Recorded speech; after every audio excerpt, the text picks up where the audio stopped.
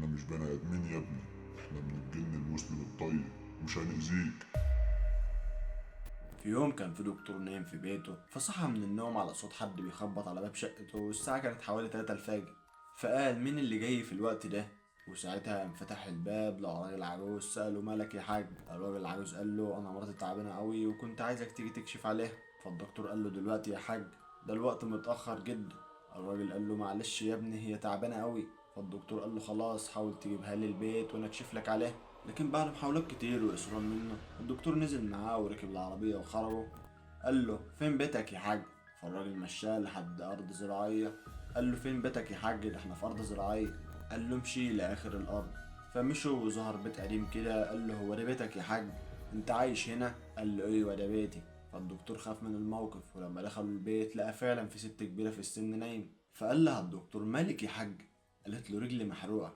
فقال لها ايه اللي حرقها؟ فالراجل قال له احنا مش بني ادمين يا ابني، احنا جن. كانت خارجة تجيب اكل ومتحولة في شكل قطة، ففي ناس شافوها فكبوا عليها مية سخنة، وابنها خارج دلوقتي ياخد حقها من اللي عمل فيها كده. الدكتور طبعا اتصدم من اللي سمعه ومعرفش يتكلم. فالراجل العجوز قال له ما تخافش، احنا من الجن المسلم الطيب ومش هنأذيك وعايزك تعالجها. قال له طيب هعالجها، هتروق ازاي؟ قال له طالما احنا متحولين في شكل بني ادمين فهي هتروق بسرعة. الدكتور بعد ما كشف عليها وخلص الكشف الراجل العجوز قال له حسابك ايه يا دكتور؟ الدكتور رفض ياخد حساب، وبعد محاولات كتير الدكتور رفض تام. فالراجل العجوز قال له تمام، انت حسابك واصل في الشنطة اللي معاك في العربية. الدكتور خرج وهو خايف من الموقف ده، وروح بيته ونام وصحى الصبح. فافتكر الموقف ده فراح نزل العربية بتاعته وفتح الشنطة، لقى فيها جوهرة شكلها غريب. فراح سأل واحد صاحبه عليها.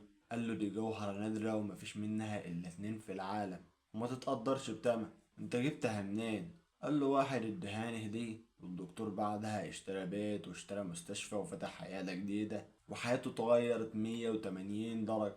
لو انت مكان الدكتور ده وفي الموقف ده كنت هتتصرف ازاي؟ ودي كانت حكاية جديدة من حكاوي الدهشان.